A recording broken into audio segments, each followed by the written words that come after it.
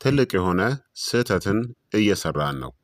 ሁላችንም ስለ ልብ ጤና ስናስብ የአንጎላችንን፣ ስለ አንጎላችን ስናስብ ደግሞ የአንጀታችንን ጤና እንረሳዋለን። ነገር ግን እነዚህ ሶስቱ አካላት በረቂቅ ገመድ የተሳሰሩ መሆናቸውን ግን ታውቃላችሁ? አብዛኛዎቹ ሰዎች የልብ ጤና፣ የአንጎል ጤና እናም የአንጀት ጤና ፍጹም የተለያዩ ነገሮች እንደሆኑ ያስባሉ። ነገር ግን ሳይንቲስቶች እነዚህ ሶስት ስርዓቶች እርስ በእርስ በጥብቅ የተገናኙ መሆናቸውን እያወቁ ነው። እንደውም ለአንጀታችሁ ጥሩ የሆነው ነገር ብዙውን ጊዜ ለአንጎላችሁ እናም ለልባችሁም እጅግ በጣም ጥሩ ነው። ዛሬ አብዛኛው ሰው በግልጽ የማይነግራችሁን እነዚህን ሶስት ዋና ዋና የሰውነታችን ክፍሎችን በአንድ ላይ የሚጠግኑ ድንቅ 12 ምግቦችን በዝርዝር እንመለከታለን። ከመጀመራችን በፊት እንኳን ወደ ቻናሌ በደህና መጣችሁ። በሳይንስ የተደገፉ ቀላል የሆኑ የጤና ምክሮችን ከወደዳችሁ ላይክ፣ ሰብስክራይብ እና ሼር ማድረጋችሁን እርግጠኛ ሁኑ።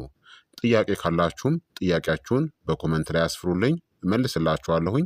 ሰብስክራይብ ካደረጋችሁ ቀጥታ ወደ ሚስጥሩ እናም ወደ ምግቦቹ እንለፍ። አንደኛ፣ ስብ የበዛባቸው አሳዎች ናቸው። ፋቲ ፊሽ የምንላቸው ድንቅ የአንጎልናም የልብ ምግብ ናቸው። እንደ ሳልመን፣ ሰርዲን፣ ማካሪል እናም ትራውት ያሉ አሶች በኦሜጋ ስሪ ፋቲ አሲድ የተሞሉ ናቸው።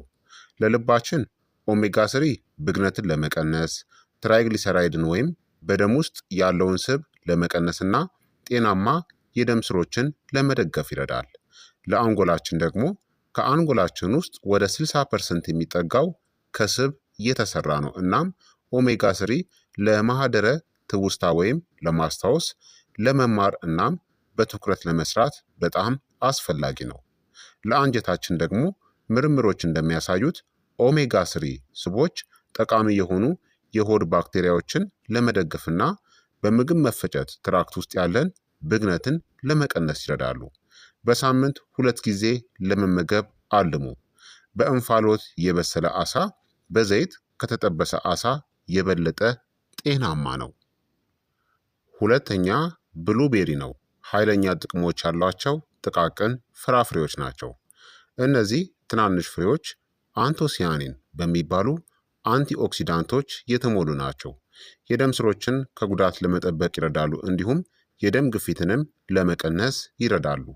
ጥናቶች ደግሞ እንደሚያሳዩት ብሉቤሪ ማህደረ ትውስታን ሊያሻሽልናም ከእድሜ ጋር ተያይዞ የሚመጣውን የአእምሮ መዘንጋትንም ያዘገያል።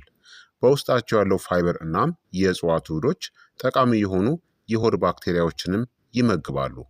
በኦትሜል ላይ፣ በእርጎ፣ በስሙዚ ውስጥ ጨምራችሁ ወይም እንደ መክሰስ ብቻቸውን መመገብም ትችላላችሁ። ሶስተኛ፣ ኦትስ ነው። የቁርስ የላቀ ምግብ ነው።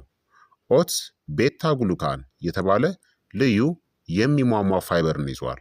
ቤታ ግሉካን ብዙውን ጊዜ መጥፎ ኮሌስትሮል ተብሎ የሚጠራውን ኤልዲኤልን ለመቀነስ ይረዳል። ከኦትስ የሚገኘው የተረጋጋ ኃይል ትኩረትንናም የአእምሮ ንቃትንም ለማሻሻል ይረዳል። ፋይበሩ ለጠቃሚ የአንጀት ባክቴሪያዎች እንደ ምግብ ሆኖ ያገለግላል፣ እንዲሁም ጤናማ የምግብ መፈጨትንም ያበረታታል። ስኳር የበዛባቸውን ኢንስታንት ኦትስ አይነቶችን ከመጠቀም ይልቅ ተራውን ኦትስን ምረጡ። አራተኛ፣ ዋልነት ነው። ምርጥ የለውዝ ዝርያ ሲሆን የተፈጥሮ የአንጎል ቅርጽም ያለው ነው። ጤናማ የኮሌስትሮል መጠንን የሚደግፉ ጤናማ ስቦችን ይዟል። ዋልነት በአንጎል ስራ ላይ እገዛም በሚያደርጉ በኦሜጋ ስሪ ስቦችናም በአንቲኦክሲዳንቶችም የበለጸገ ነው። ምርምሮችም እንደሚያሳዩት ዋልነት ጠቃሚ የሆኑ የአንጀት ባክቴሪያዎችንም ይጨምራል። በየቀኑ አንድ ትንሽ እጅ እፍኝ ከተመገባችሁ በቂ ነው። አምስተኛ፣ ባቄላ፣ ቦለቄ እናም ምስርን መመገብ ነው።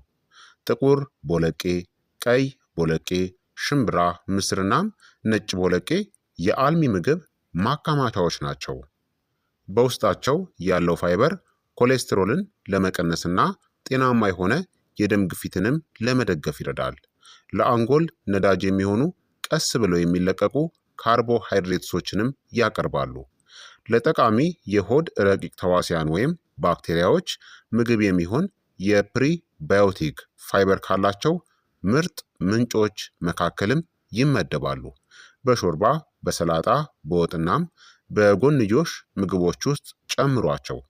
ስድስተኛ ቅጠላቅጠል አትክልቶች ናቸው። እንደ ስፒናች፣ ኬል፣ ጎመንናም ቆስጣ በምግብ ሳህናችሁ ላይ ቦታ ሊኖራቸው ይገባል። የደም ፍሰትን ለማሻሻል በሚረዱ ናይትሬትስ የበለጸጉ ናቸው። የልብ ጤናን ይደግፋሉ። በቫይታሚን ኬ፣ በፎሌትናም ከአእምሮ መዘንጋት መዘግየት ጋር በተያያዙ አንቲኦክሲዳንቶችም የተሞሉ ናቸው። በውስጣቸው ያለው ፋይበር ደግሞ ጤናማ የምግብ መፈጨትና ጠቃሚ የአንጀት ባክቴሪያዎችንም ይደግፋል። በየቀኑ ቢያንስ አንድ ጊዜ በምግባችሁ ውስጥ። ሰባተኛ እርጎ እናም ኪፈር ነው። እነዚህ በዱቄት ወይም በእርሾ የዳበሩ የወተት ምግቦች ፕሮባዮቲክ ወይም ደግሞ ሕይወት ያላቸው ጠቃሚ ባክቴሪያዎችን ይዘዋል። አንዳንድ ፕሮባዮቲክስ የኮሌስትሮል መጠንን ለማሻሻል ሊረዱ ይችላሉ። ሳይንቲስቶች የሆድና የአንጎል ግንኙነትን ገት ብሬን አክሲስ ብለው ይጠሩታል። ጤናማ ሆድ ወይም ደግሞ አንጀት ስሜትንናም የአእምሮ ጤናን ይደግፋል። ፕሮባዮቲክስ ጤናማ የሆድ ባክቴሪያዎችን ሚዛንንም ለመጠበቅ ይረዳሉ። ለአንጀታችን ጥቅምን ይሰጣሉ። ታዲያ ፍሌቨርድ ያልሆኑ ወይም ስኳር ያልተጨመረባቸውን ምረጡ። ስምንተኛ አቮካዶ ነው። አቮካዶ በጤናማ ሞኖ አንሳቹሬትድ ስቦች የበለጸገ ነው። የኤልዲኤል ወይም መጥፎ የኮሌስትሮል መጠንን ለመቀነስ ይረዳል። ጤናማ ስቦች ደግሞ የአንጎል ሴሎችን ስራ ይደግፋሉ።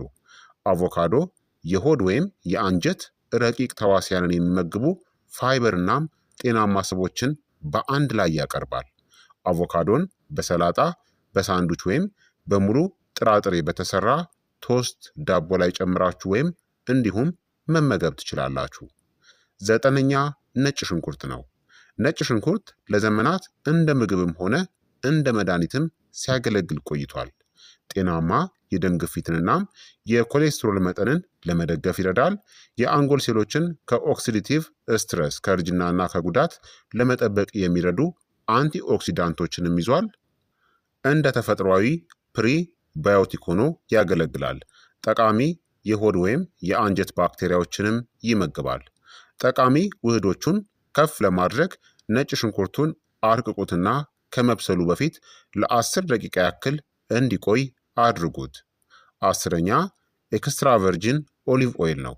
የደም ስሮችን በሚጠብቁ ጤናማ ስቦችና አንቲኦክሲዳንቶችም የበለጸገ ነው።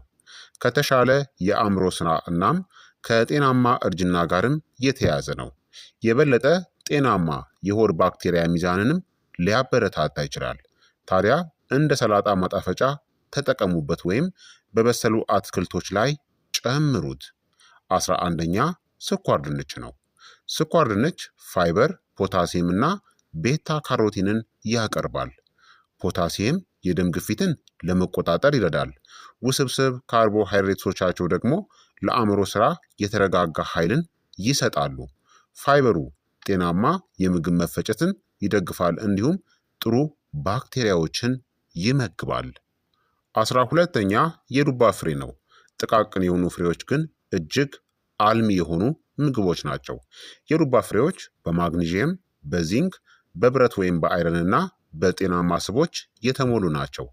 ማግኒዥየም ጤናማ የደም ግፊትንና የልብ ትርታን ይደግፋል።